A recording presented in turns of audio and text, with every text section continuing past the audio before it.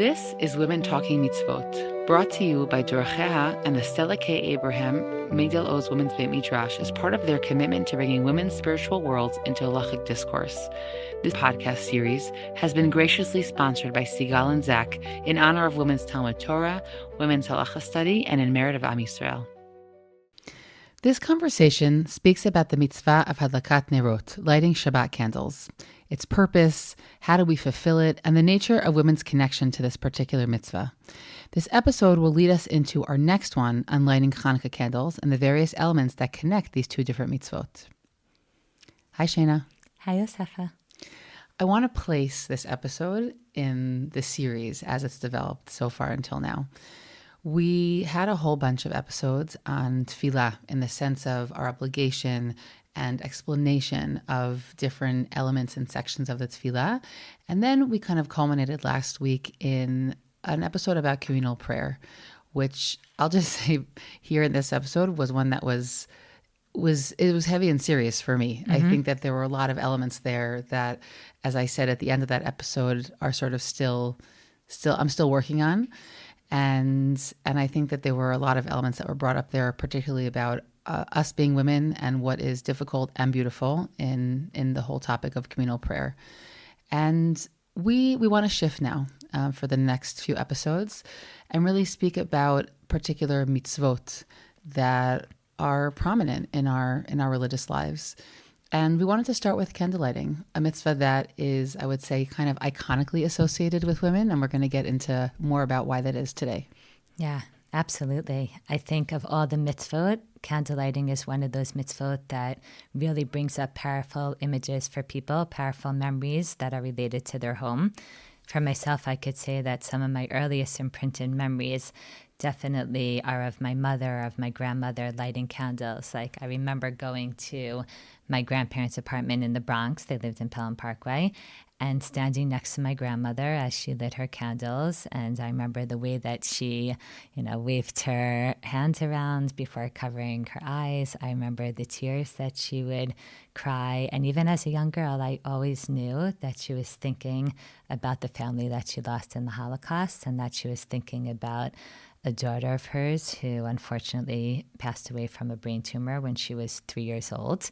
And it's not that she ever told me that. Like, I just knew, and I think for a lot of women, candle lighting is an emotional time where they're reflecting on the week that passed, or they're thinking about the week ahead, or they're concentrating on different tefillot that they have for themselves or their families or for the world. And as kids growing up watching mothers light, this could have intense impact on us. It's definitely an experience that I think many people remember.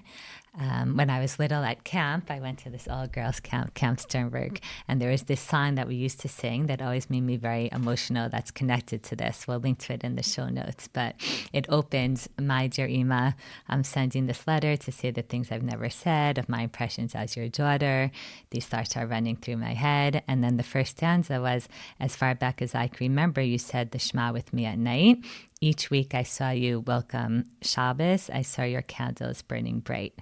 And that feeling of like that emotional feeling of like a young daughter watching her mother lighting candles, I think is part of why this mitzvah, even though we're going to see that it's not really a mitzvah only for women, it, as you said, is like iconically associated with women. It could be like because in the Mishnah in Masechet Shabbat, it tells us that this is one of 3 mitzvot that women have a special connection to. The other 2 are Hafashat Chala and Nida.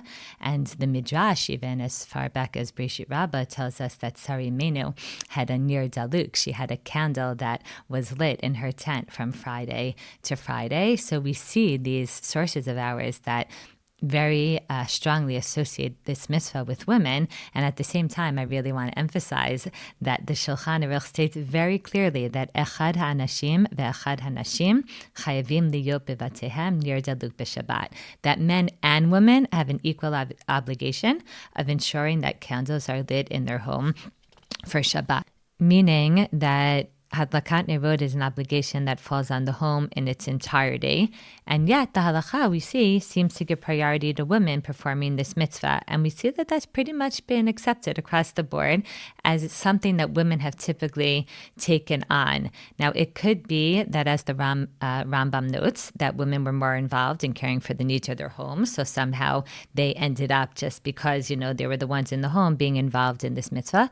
Or it could be, as the Midrash says, that maybe it's some kind of tikkun, some kind of way to rectify and add light to the world in response to the sin of Chava in Gan Eden. I know, but I have to say that because the Midrash says that it's a mitzvah that women took on as a response to the Chet in Gan Eden, specifically because the Chet took place on Friday afternoon. So however it came to be, it is a mitzvah that is now given priority to women, to the point that some sources say that a husband is not even allowed to take this away from his wife. Like, if he wants to, he can't, because this is his wife's mitzvah. So there are some homes where sometimes husbands like to take part in the mitzvah by setting up the candles and getting them ready, which I think is a nice minhag, and maybe also could help ease the pre-Shabbos tension if, that's something that works for a specific couple. It's funny because in our home, one of my children actually sets the candles, but it's actually written in several sources that it would be nice for men to set up the candles, right? I guess it sort of gets similar in Nida when it says like the man could keep the calendar. Right. Yeah, if it works for you, great. And if not, it's not something that is, necessary. Exactly. So if I could just go back for a moment to the piece about memory and where this sits with us, I will say this, that I didn't grow up lighting candles, which it sounds like also you didn't grow up lighting candles, right? But you watched the candles being lit.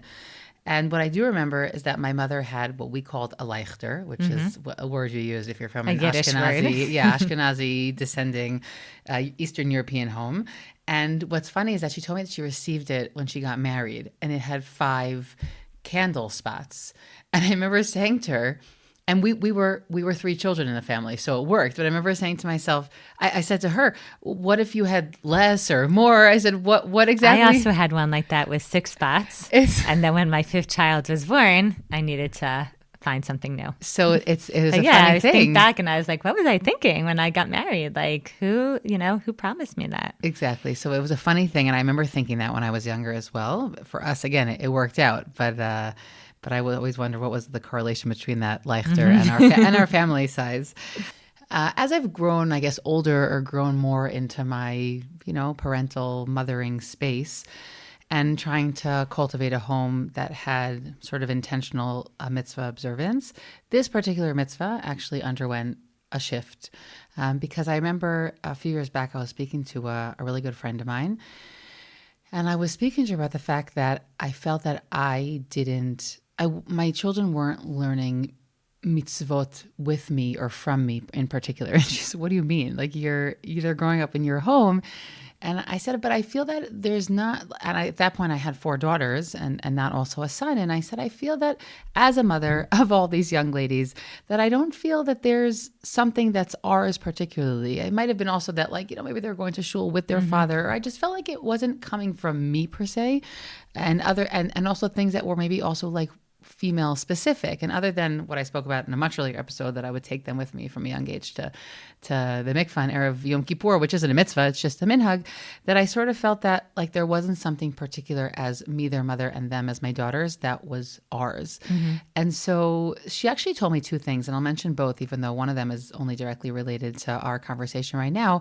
The first one is that she sort of said that it sounds a little bit like you're separating your sort of professional Torah life, which for me is my profession, but for someone else it could be stam, the shiur they give on a Shabbat afternoon, that you're kind of separating, it feels like, your personal mitzvah life and your children's life, in the sense that kind of a lot of the mitzvot I was doing back then, it was kind of like, well, I would get it in when I wasn't doing the parenting thing. Right. And she kind of helped me realize that I was no longer in that stage, and that it would behoove all of us that this kind of be done together. And that was like a really, integrate those aspects exactly. of your life. And it wasn't like, well, let me get to shul when like someone's sleeping, like you're not in that stage anymore. So now it's time to like really integrate all those pieces together. And that was just like one of those good wake up calls that we often need in so many different stages of life, whether we're single and something isn't working, or we've shifted stages in all different moments of our lives. Like that was a really paradigm shift, change perspective. And sometimes it takes someone from the outside to make us realize that. But the other thing she said to me was, why don't you light Shabbat candles with them?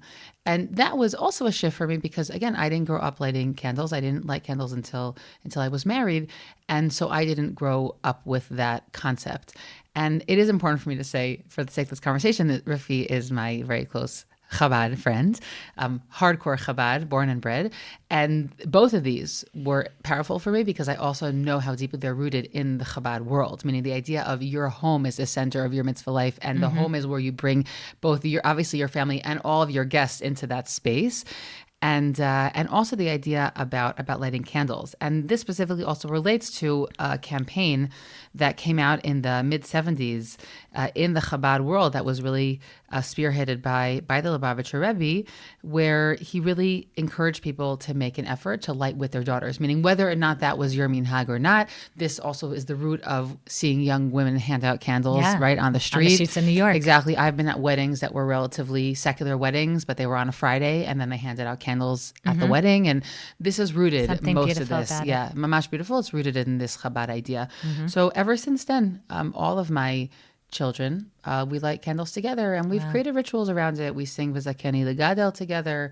And I guess we'll talk more about that personal experience later, but as a family, it underwent a shift from that moment.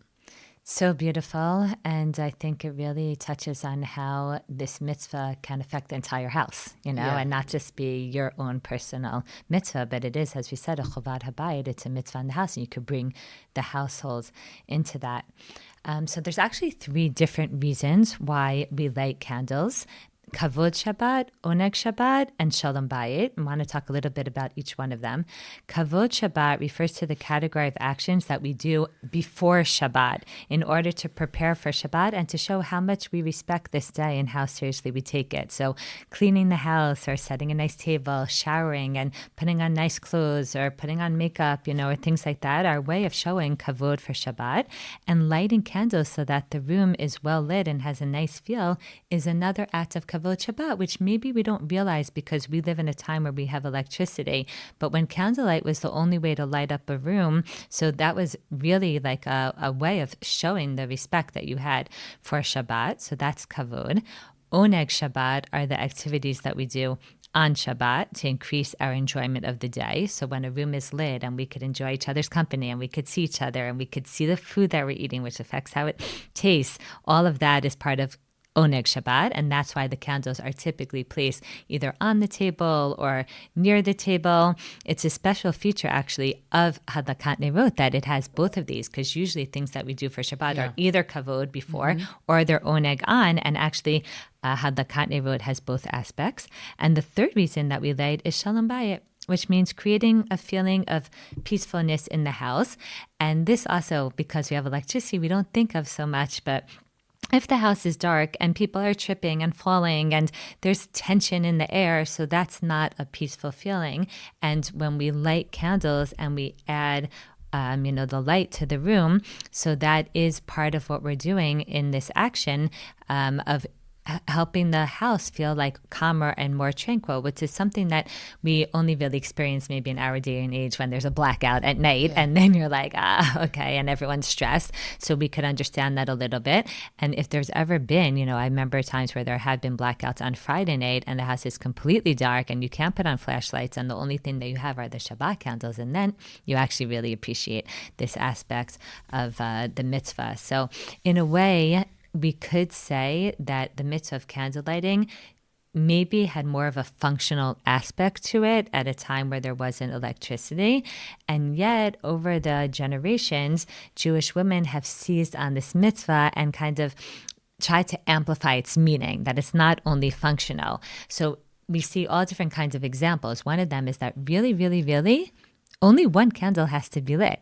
And single women sometimes when they're lighting with, I'm assuming that's what your girls do, one candle. Right? They light one candle. the Ravya, an early Ashkenazi authority, he writes that many women light at least two.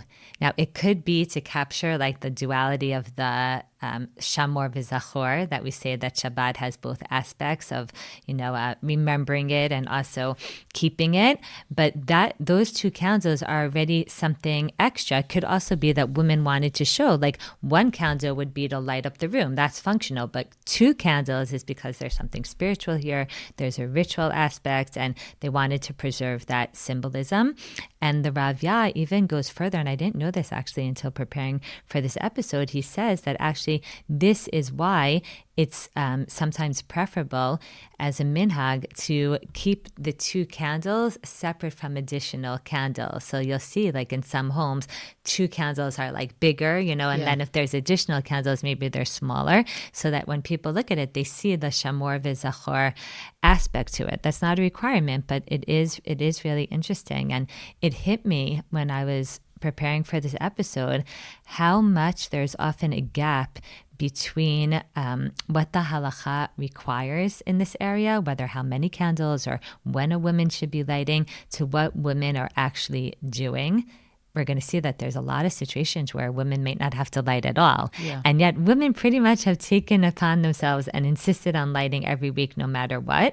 And I think it's because it's something very personal. Like we're talking about, it's something deeply meaningful. It's something that we know also throughout the ages. We've seen that women have held on to this, like even during the Inquisition. Talk about the women who were, lighting in secret, or generations later, women who thought of themselves as non-Jews, but they had this like custom of going down on Friday afternoon to the basement and lighting candles, and they didn't even know why, but that's what they saw their mothers and their grandmothers do. And it was something that they held on to even when they were forced to relinquish other mitzvot. And when I try to think about like, why is it? Like, what is that power?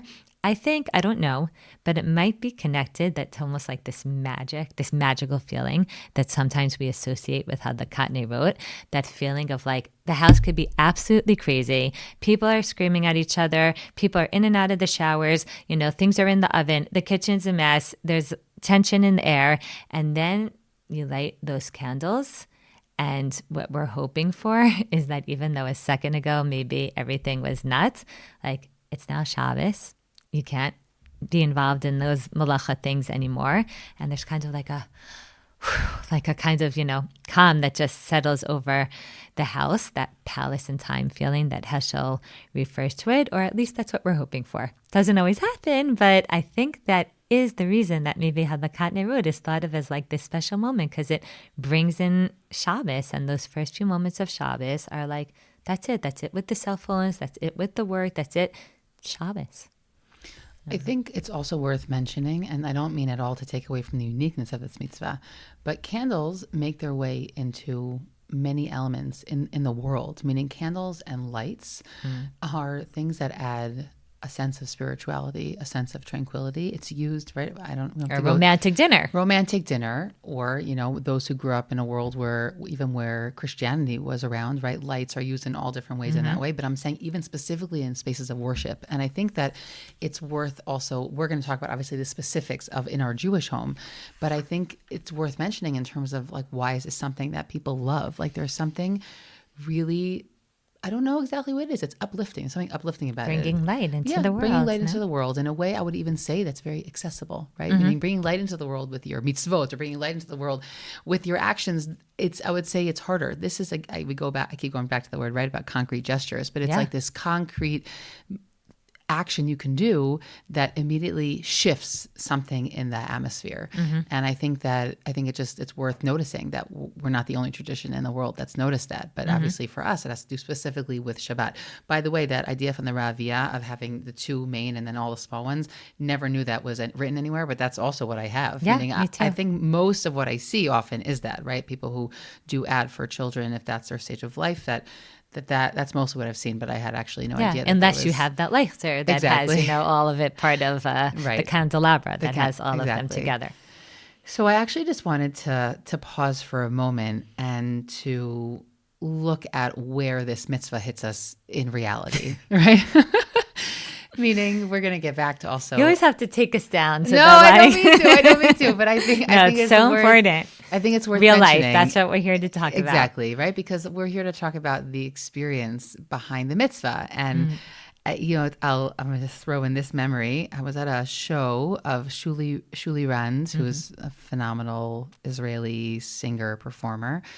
And before he had become religious, he was saying that he spent Shabbat somewhere, and he's part of the image he had built up inside of his own heart about what life would look like when he would become religious and have a family is that, you would light the candles and the home would be perfect and tranquil. And he had a whole song about the fact that that is not what his home looked like at that stage, and how it had been kind of like a, in Hebrew we say chalom v'shivro, you had the dream and the reality between what he had thought.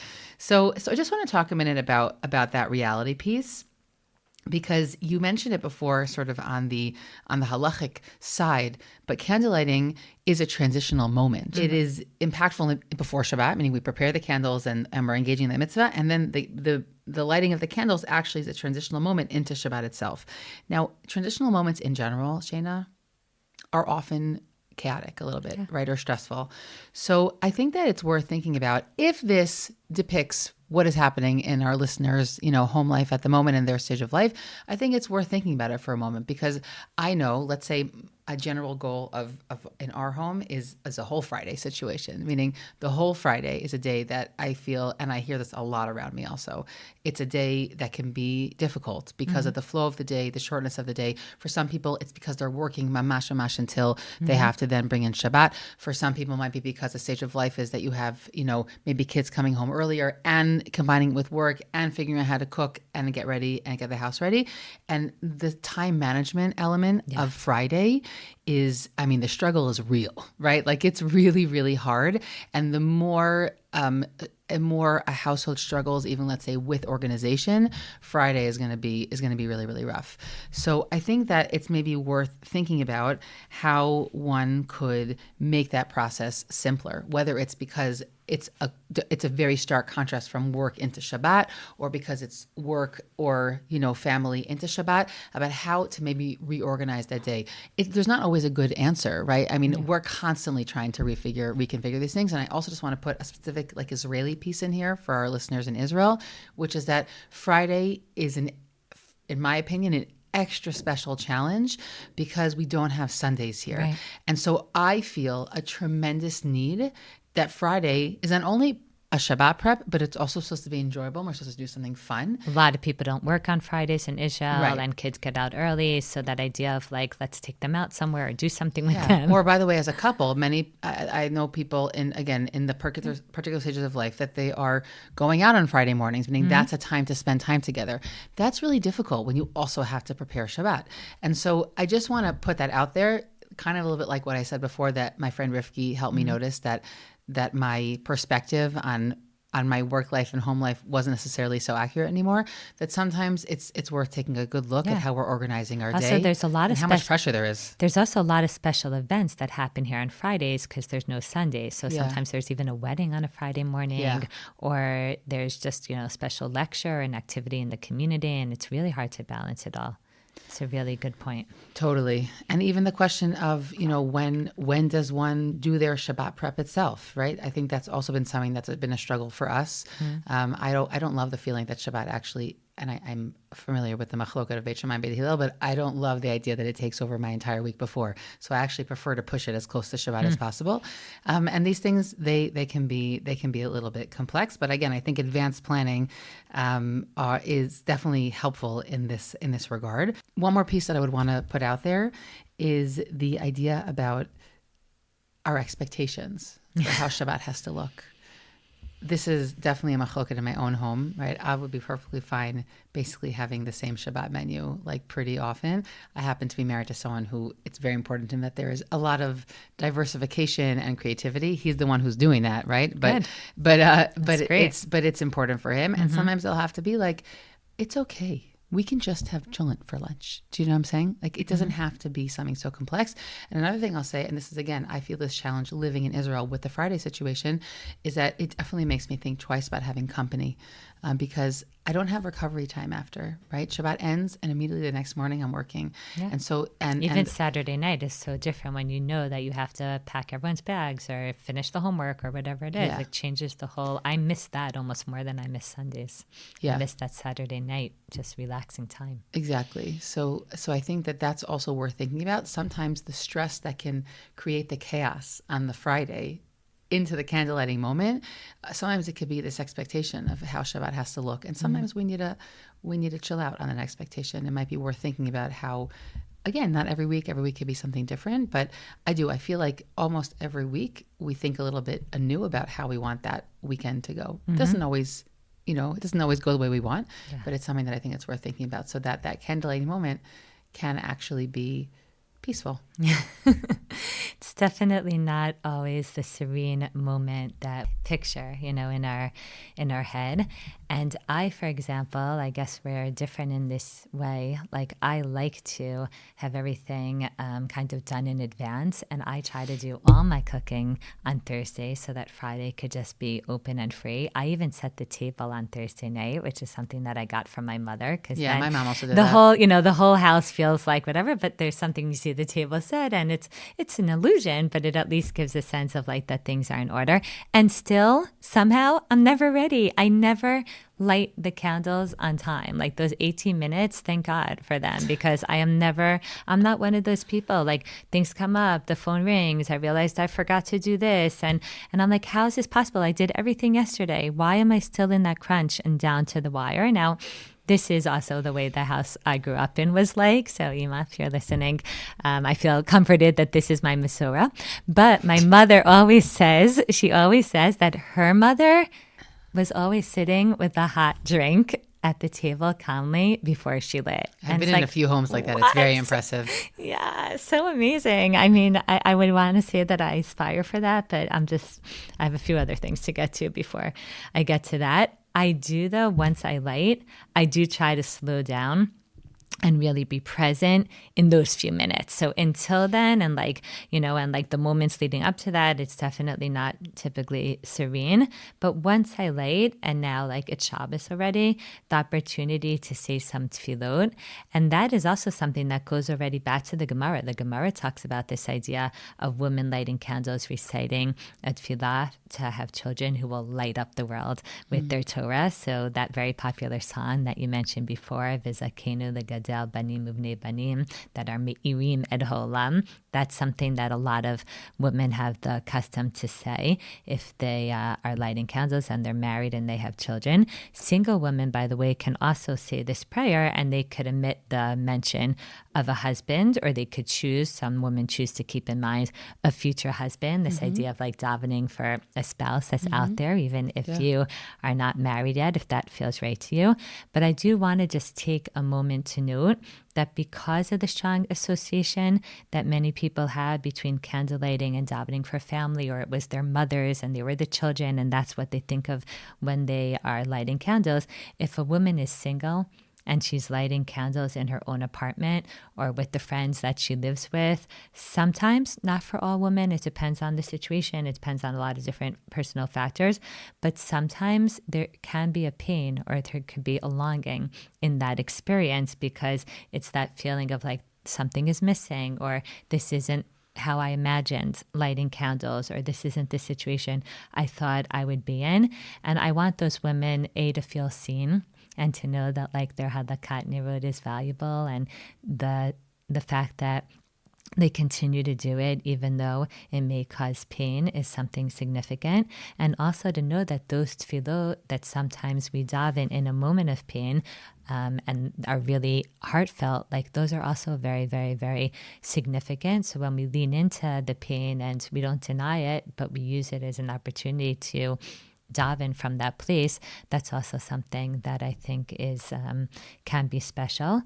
Many women in general use this time to say all different kinds of tefillot, not just tefillot for children and for family, but, in the war right now, there was a huge effort to have women light candles and to say different tefillot. Cards were given out with special tefillot for the hostages, for soldiers, for those who were injured, for those who needed, whatever special for the victims attention. Of October 7th. Yeah, so, for the victims, for people who needed, their homes that were evacuated, all different kinds of things. And there's also organizations that have published different kinds of special tefillot. So there's an organization called Yesh Tikva, which provides support to Jewish couples navigating infertility and realizing that this could be a tough time for women who are married, who don't have children. They put out a special tefillah that a woman could say when she lights candles when she's facing a fertility challenge. And then there's all different other minhagim that I've developed, such as giving tzedakah right before you light candles and things like that. Yeah, it's interesting. I was going back to a piece you said earlier about the fact that candle lighting is this mitzvah that we really latched other things onto, right? Mm-hmm. Meaning, and I think it just shows that it's obviously a meaningful meeting point for people in their religious lives. I'll just add one piece to that, while it's even more particular than the examples you mentioned, but it was very impactful on me when I realized that I know women who have children who haven't survived. Either they were babies who were born and were not viable, or young children who died. And I actually, with one person I know in particular, I discovered that because I was at her house for Shabbat and I counted her candles. And I was like, oh, you're lighting an extra candle. And she said, well, I had another child. And I think that, like, if you look at that moment and it could be, again, beautiful, magical, and it also could be a moment that is either reminding us of a situation of life that we might wish would be different, or a moment to remember. Yeah, a right? moment that you give space. Yeah, you give space to that. And that if it's a mitzvah that we've made into one that represents our home, that for many there's all different elements that could be accessed through that mitzvah. I wanted to talk about an element of Hadlakat Nerot that I think is a source of anxiety for many women, which is the question of, if you ever forgot to light. It's like the threat that hangs over the head, right, of women. It's one of these big fears that you'll somehow forever have to add a candle. So I just wanted to sort of fill in the contours of what that looks like and where that comes from, because we don't generally have that in our mitzvah life. Like, if you miss an opportunity, then it was an opportunity missed, but it's not like a fine for the rest of your life. It's not a parking ticket. The Maharil, who's a halachic authority that we mentioned in an earlier episode, was a 15th century German Rav, halachist, and he also really has an important collection of German minhagim, of Ashkenazi customs, that he had instructed a woman once who did not like candles, she should add extra oil to each candle, right? And many of us don't actually use oil, but we'll get to that soon. And many women embrace this, but they sort of developed a more stringent custom to add a candle on all subsequent Shabbatot. Okay, so this seems again to be a more female created idea. The Ramah, the Rav Moshe Isserlis, who was commenting on this custom that already had become ubiquitous apparently in his time. And he really did not like this custom, and he criticizes it initially in his Tshuvot, which is the Deracheha Moshe. And he thinks that any kind of fasting or like tshuva for not lighting candles is really just overkill, right? It's not really appropriate. And also the idea of adding. And he also didn't like it because if you add a candle, this also tells you that it's not necessarily that was one lit for each kid then, but then you lose the Zachor and Shamor idea because you have a third candle there. But Dafka, as the Ramah writing his commentary on the Shulchan Aruch, he's not as negative about the custom. Meaning once he actually writes the bottom line. Yeah, so he leaves space for it. But again, this is not an obligation in the way that I think many women kind of assume it to be. And also it's really important to notice that realistically, if this is done, it's because there was a real negligence, but not because someone was sick or I don't know, maybe they gave birth on a Friday afternoon, right? Meaning it's not, that's not the case we're talking about. It's more of a negligence. And it also seems to be that it was rooted in a feeling of a real guilt that I guess women had for not fulfilling this mitzvah. It's also just really important to remember that the woman doesn't have to light the candles. It's a mitzvah on the home. So whoever's in the home at that moment, whatever her home is, they can fulfill that mitzvah. I'll also just say as a sidebar, as like a little personal memory, which is that the year that I said Kaddish my father, that there were many Shabbatot in the winter that I didn't light candles on Shabbat because I was rushing to shul. We didn't live close to a shul at that point.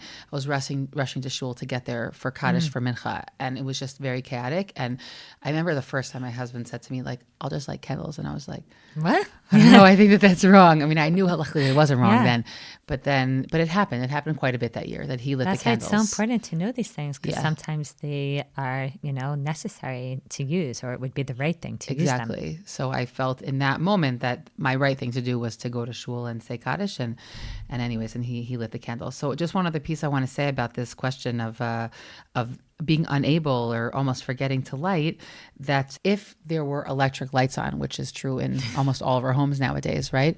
And the lights weren't, the Shabbat candles weren't lit, that also, even according to this, what we see minhag that's taken on a life of its own, also really saves a woman, so to speak, from having to light another candle, because as you said earlier, the shalom bayit element of people being able to see and function hasn't been sacrificed just because she forgot to light candles. And again, there are different opinions on this. Some say that that's enough, some say it's not enough, but it's important to note that if there's a woman out there who's been lighting an extra candle for a very long time and it's something that causes tremendous pain for her, then it's worth thinking about, like, what happened then? Do you need to be doing this? And asking what to do at this point.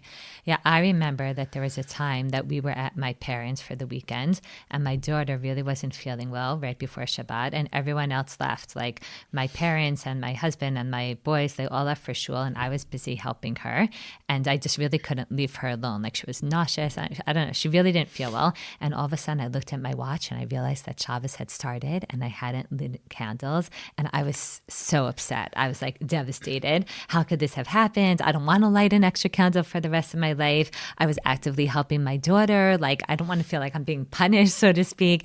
And then my husband showed me this tshuva of Rav Ovadia Yosef that, you're referring to, where he says that if there's like light in the house and there's a reason like why you didn't end up lighting, that there are definitely opinions who say that you don't have to add an extra candle. So I didn't, and that was a very big relief for me.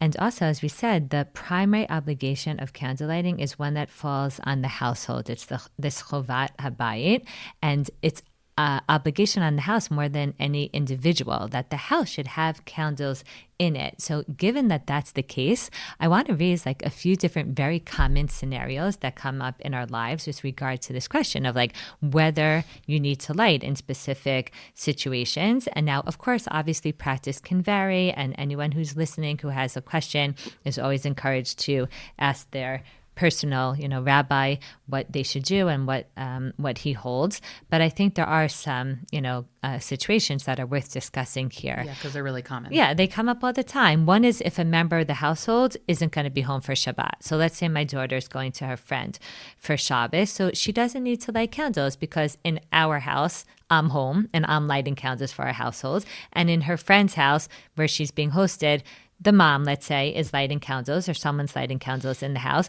So she doesn't have to worry about that. If she's sleeping in her own room or like in her own suite, which is considered kind of like her own bayit in a way, so then it would be nice if she put on some electricity, a nightlight, a Shabbos lamp, a hall light or something without a bracha to show that also, she's thinking about some light in that area. But usually when a household member goes away for Shabbat, they don't have to worry. If someone lives in a dorm, however, let's say you have women in a midrashah, or in a college, or guys in a yeshiva or something like that, because they do have their own pretty permanent living situation, and that's where they live. So then they do have a chiyuv more to light for their bayit. Now, in this kind of situation, usually everyone's eating together in some kind of dining room. So what's best is to have somebody light in the dining room so that there's candles where we're eating for the oneg Shabbat, and everyone's yosei through that. And then in each of their individual rooms to put on a light in the common space in the bathroom or whatever, and to have in mind that this is, something that they're doing as part of this chiyuv. They do that without a bracha. The last situation that I want to mention that comes up a lot is, let's say you're sleeping in your own home. You're not away. You're sleeping in your own home, but you're eating out Friday night, which comes up if you're invited to a friend's, neighbor's house for dinner. It comes up if there's some event. You're at a bar mitzvah and you're all eating together in the shul, or Shabbat brachot, or there's a shul event or something like that. Then again, as long as there's candles lit where you are going to be eating that provide oneg Shabbat for all who are present, there's actually no need for each individual woman to light candles there, which is fascinating because that is so not what we see done. You come to these places and there's always a table that's set up with, and sometimes at my daughter's bat mitzvah and at my son's bar mitzvah, the person, shout out to Anat Bazak, who's really spectacular at decor and setting up. So she really loved the idea of having a very special, beautifully decorated table for Hadlakat Nerod, and it was gorgeous, but really halachically, it's not necessary. What is important to know is that in your own home where you're going to be sleeping, you do need to have candles lit. So this could mean that you light candles before you go out and you enjoy them a little bit, and and then you won't be there for the meal, but the home has candles. It could be that you light candles that will be lit long enough that you could enjoy them after you return from the meal. Or if it's a situation where you're concerned to leave the house with a fire burning, so then when you put on lights or you set a timer for Shabbat or whatever, and again, check in with your rabbi, but it could be that we could rely on that. So there's a lot of different things that come up, and it is interesting that it is a different experience to light candles in the privacy of your home by yourself on your own. And for many women who light more than 2 candles, they don't do that when they're somewhere else. So at home, I light 7 candles because I have 5 children. But when I'm out and I'm going to be lighting somewhere else, then I only light 2. And I've noticed that on the one hand, there is something special and meaningful about lighting next to other women and everyone's saying tefillot and everyone's covering their eyes. There's a power that comes in that. And at the same time, I miss lighting those other candles, or I also miss the intimacy kind of that moment of lighting in my home. So there's a lot of different situations that we find ourselves as women in, lighting candles, and sometimes we don't always have to light them. So just knowing that we don't need to feel pressure, even if it's something that women have taken on, is something that's important. In our conversation, Shayna, we've been talking kind of elliptically about electric lights. When we say electric lights, and this is also one of these really common scenarios, so I want to bring it up, it actually could refer to 2 different things. On one hand, up until now, we spoke about the fact that there's lights on in the house. So, if someone forgot to light candles, then they could rely on the lights. But there's actually 2 different items within electric lights that comes up that's significant when it comes to Shabbat candles. The first is can somebody light electric candle lights? Which we often don't think about because it's just, what can I say? It's not it's not a common thing in religious life for the reasons that we'll talk about in a moment. It doesn't feel traditional. Exactly. It doesn't feel traditional. It's funny, by the way, because in theory, I love the idea of having a dark house with lights on, but I'm also very fire scared. I don't know, I guess growing up in the States. And so I ordered on Amazon at some point, a whole set of these, they're electric and they look like candle a burning lights. candle, Yeah, and they're really good quality. So they're really fun. My kids make fun of them, but I think they're really fun. So that's a question. Many of us are used to either silver or ceramic or glass candlesticks. But the question becomes, once that became a concept, and certainly in a world where there's a fire safety question, so can we just use electric candlesticks? Okay, so there's two different questions that I think are significant to talk about, and these questions really come up, especially as you kind of also mentioned, in whether in a hotel or maybe even in a hospital, right? That this comes up very often. Where they don't let you light in the room. Exactly, they won't let you light in the room, except if it's in Israel, and then there's a big tray of candles in the middle. No, in the dining room, but they won't let you light in your own personal room. Oh no, not in your own. Some people don't follow that rule, but really you're not allowed to. I know. I meant that in a general area that they will have sort of a tray laid out there.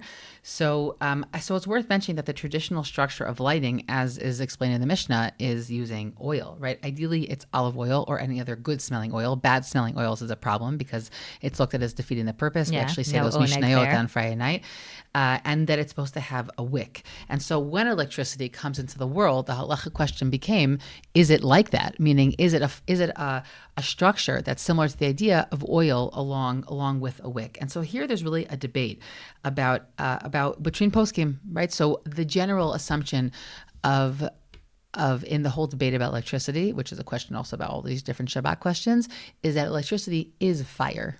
Okay, meaning it does have the malacha of lighting, but the question is it similar enough to a candle to be used, let's say, in a candlelighting situation? So many of the poskim agreed that one can fulfill the obligation of lighting candles with like an incandescent bulb. Now, it's worth mentioning that, let's say, many of us today are using lead, right, and that's no longer an incandescent bulb. Right. Okay, it's not that. Incandescent bulb is, I grew up with them, right? Or light bulbs, right? Yeah. So, but many of us we don't have that necessarily as much in our home, and that would be considered lighting a fire, and it would be able to be used on Shabbat. Although, again, for most, it's assumed to be a b'diavad, meaning we ideally want a candle with a wick, etc. So that would be okay. In terms of a room that has electricity and candles, which is another interesting question. If I've already put the light on in the room, then thinking about all the ideas you said before about kavod Shabbat and about shalom bayit, so like maybe we don't even need candles because we already have a light on. And if that light is considered electricity, then what's the point of lighting a candle? Now, again, we already said through this episode that people and women in particular are so connected to this, so it's so clear to them. But there's actually a halachic question. Wait a minute. If the lights are on in the room, then maybe lighting candles doesn't actually do anything. In a hotel room where everybody's eating together, we already mentioned the idea that most of the time we light in the dining area where everybody is eating. But the question becomes, what about within the room that you're sleeping in? Meaning, should you be doing something else in that room? And so here we have sort of two different options. One option is, I also didn't know this, apparently Machon Tzomet, which is an institution here in Alon Shvut where we're recording, which has all different Shabbat solutions. They actually have electric candles that are halachically looked at as permissible for lighting for Shabbat, right, and a person could take that with them like to their travel set that you could take with you, and they're not creating any danger and not going against any fire safety rules, and you could light it in your room. But there are many who actually just do that light, they put a light on in their room. So as you said before, ideally an incandescent light, right? Meaning a light bulb in the room, maybe in a night light that's there, and you put that on for Shabbat. You could have in mind that it's for Shabbat. If they're not going to be lighting candles in the dining room, there's going to be a question if they make a bracha on that light. Right. And that's different for different traditions. And if they're going to be lighting in a dining room, then they'll make the bracha there, but that they have that element within their room of where they're staying that is essentially lighting candles in the place that they will need the light later on. These are, it feels very technical, all these details, and yet these are situations that come up for people all the time. Anytime that somebody is away, or anytime someone's in a hotel, or people that are in a hospital. And it's important. The articles on the site are great on this, so you could look further into that, or you could ask specific questions. One other aspect of Halakat Nirot that I wanted to mention is that I think many women, myself included, they experience lighting Shabbat candles as the act of accepting Shabbat. This is when I'm accepting Shabbat, and that's why I try at least to be ready and dressed for Shabbat before I light. But there are many other opinions that say that candle lighting itself is not necessarily an act of accepting Shabbat, because if it was, then once we would light one candle, it would be Shabbat, and we wouldn't be able to light that second candle or any other additional candles. So even the putting out the match afterwards, or the candle that you were using to light the other candles, would be an issue. So because of that, it seems that a lot of people accept that it's not the lighting, so much, but it's the bracha that we say afterwards. And even then, it could be that the other members of the household choose not to accept Shabbat at that point. So if there's people who are going to shul, they may accept Shabbat when they daven Kabbalat Shabbat. I think a lot of men, that's usually when they have in mind that they're accepting Shabbat. Someone could just say, I'm being Makabel Shabbat. Now, I'm mentioning this because sometimes a woman lights those candles and it's like, the bathroom light isn't on, or the phone's ringing, and other members of the household can, and she could even ask them. It's okay for her to ask them to do those malachot because they have not yet accepted Shabbat. also the whole question of when do you say the bracha is connected to this, because usually we say brachot when we do a mitzvah before we do the mitzvah, because we have this concept called over the asiyatan, that we like to say a bracha prior to performing actual mitzvah act. But there's a machloket when it comes to candle lighting. So the Rambam and the Shulchan Aruch and many Sephardi women will do that. They'll say the bracha, and then they'll light the candles, and then the acceptance of Shabbos kind of happens after all of that. Whereas Ashkenazi poskim feel that, wait, if we now just said that it's the saying the bracha that is really the acceptance of Shabbat, so then you're going to say the bracha, then it's going to be Shabbat. You can't light the candles. So many Ashkenazi women, they light the candles.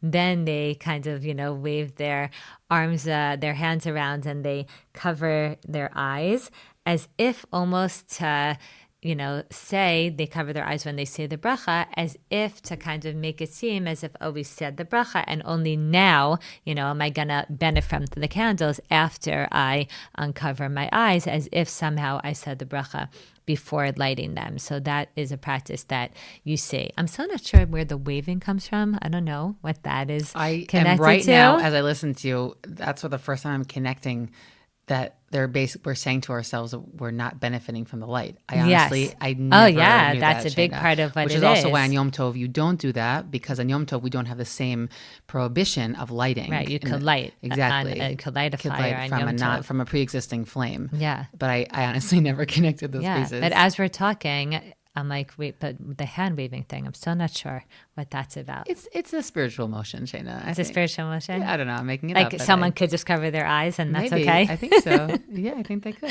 Sometimes you see it, it's very dramatic. So, one other piece that I think is also significant to mention here, which also comes up all the time, is the question about lighting on al t'nai, like lighting conditionally.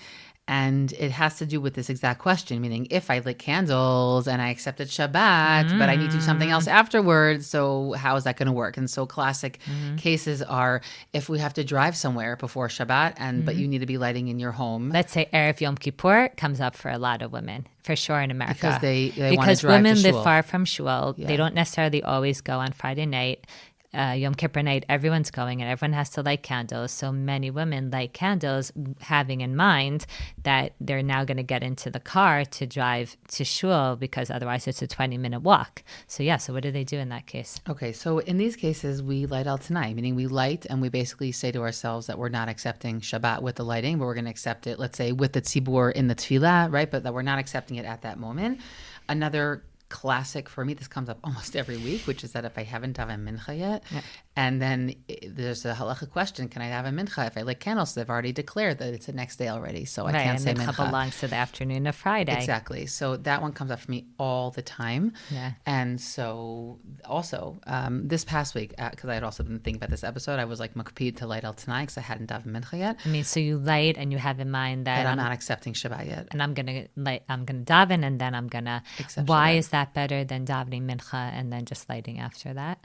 Well, ideally I should, but I was already too late. I couldn't. No, I'm saying, but if you still have time, okay, because I guess also maybe the 18 minutes, like some people want to just make sure not to light at the last moment. Yeah, and also if by the time I would have walked to shul, I would have also missed mincha. Meaning there was a timing issue there that I couldn't get around. Obviously, ideally you say mincha much earlier, but that is also classic, and sometimes women need to light al t'nai for that reason. So I'll just add one more piece here, which connects to the idea that you mentioned before, which is a very significant halachic idea of over le'asiyatan, that usually we say a bracha before we do the mitzvah. So if one is lighting al t'nai and they're essentially not accepting Shabbat, so they, in theory, might ideally say the bracha first and then light, because anyways you're not yet accepting fully. And so here we have difference of opinions, difference of Sephardi, Ashkenazi, what might be the psak in different cases. I think many women that I know, if they have to light al t'nai, keep the structure and the way that they're familiar with it. They still say the bracha after. They still say the bracha after, but again, this is an interesting question to think about if it's relevant for you. Okay, Shayna, what's your takeaway from this conversation? There's so many different aspects that we touched on that I'm trying to organize in my brain and think about what are the things that are really sticking out for me. And I think that there's two. One is the very special role that women have played over time in really shaping what has become common practice when it comes to Hadlakat Road. And I think there's something really beautiful about that, about women's connection and commitment to this mitzvah and their just overwhelming desire to light candles. Don't tell me I don't need to. I want to light candles. Maybe it's connected to the bringing light into the world or to adding that just special feeling or to having the opportunity to daven and to say tefillot. Whatever it is, I think it's something unique in this mitzvah that women have been so actively involved. And the second thing is really thinking about how to use the moment of candlelighting as an opportunity to reflect. Like to really reflect. We don't always have the moments to stop. Our lives are so busy and so filled with so many things. And taking those first few moments of Shabbat to think back on the past week and to think about what happened and what am I grateful for, and to look ahead to where would I like Hashem's help in the upcoming days are ways for us to connect to ourselves and to Hashem at a moment that already is considered very significant. What about you? I think on all the different halachic pieces that we brought today, the one that I really want everyone listening to remember is to remember that it's a mitzvah in the household, and that if there's a scenario that's become very stressful, or usually it's a weekly situation, right? It's something that maybe happens once in a while, but it's really important to keep that in mind so that there aren't women around carrying like guilt that I don't know. There are all these different stories like that I think I've heard throughout the lifetime. And I think that that's something I really want. I want everyone to remember, and that it's okay. It's okay that if one Shabbat it was fulfilled by somebody else in the household. At the same time, I also want to tag on to that last piece you said about the meaning of this mitzvah. I think that for me, it's probably one of two, but that it's that moment where like we say Shema Kolenu every day, but I usually don't actually ask for things for myself. I sometimes maybe it's the rush of the morning, or it doesn't always happen in that space. But this is a space that I never give up on it. Do you know what I'm saying? Of having a personal tefillah. I know that there were friends of mine for all different reasons that I davened for so many years, or family members, and certainly in the past 2 years it was a moment that I will say connected me more to Am Yisrael, like in that moment. And as you said, it's sort of an opportunity to just stop for a moment and to think about that which we have and that which we wish was here. And I think that for me, that's a meaningful moment in the week, that even when there is chaos, I do a pretty decent job of just ignoring it, because I don't want it to interfere with this moment of candlelighting. Yeah. Thank you. Shiniska. Did this conversation move you or cause you to think about the topic in a new way? Please share these episodes with friends and family and start conversations about meaningful mitzvah observance with all of them. You can contact us with thoughts and questions at womentalkingmitzvot@gmail.com. That's womentalkingmitzvot@gmail.com. Looking forward to our next conversation.